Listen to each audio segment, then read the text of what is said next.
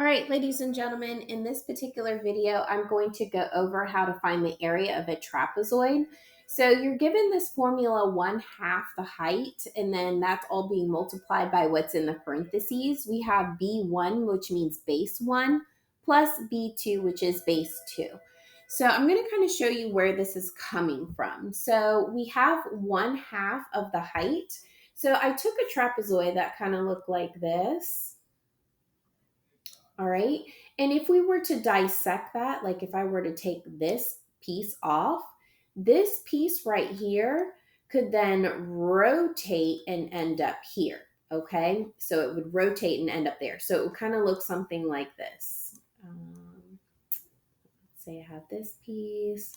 And then when this comes there, then it would kind of go like that. So we would end up with a nice rectangle here. So when we're finding the area, we're not using the entire height, okay? We're only using half of the height, all right? Because half of that was cut off.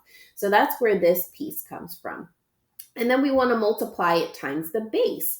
Well, when I look down here, my base, I'm dealing with not only base 2, but I'm dealing with base 1, because remember that came down here. So we have to have both of those to get our full base.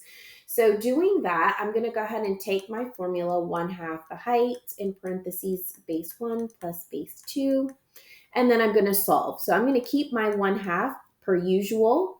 And then the actual height of this entire thing was starting off as 4. So 1, 2, 1, 2, 3, 4 units. So I'm going to keep that 4 there. And then in parentheses, my base 1 is 1, 2, 3 units, plus base 2, which is 1, 2, 3, 4, 5, 6 units. And then I can plug all of that in Desmos. If I do, I know half of 4 is 2, and I know that 6 plus 3 is 9. So then all I would have to do is 2 times 9, which is 18. Now again, Desmos allows you to throw all of that in the calculator at one time, which is totally fine. In Desmos, you can put base 1 in there. You would just type in B, and then you would have your 1 next to it, and that's fine. And you would get your 18 once you put all of that in there. So that means that there would be 18 of these blocks. Remember, these ones that get cut off or slivered in half, if you will connect with another piece over here to make one full piece. So just to give you an idea again, whenever we're doing this, we use half of the height because remember, we're cutting it in half and then rotating it over. And when we do that, we have to make sure we add our base 2 and our base 1 to create like one big base, if you will.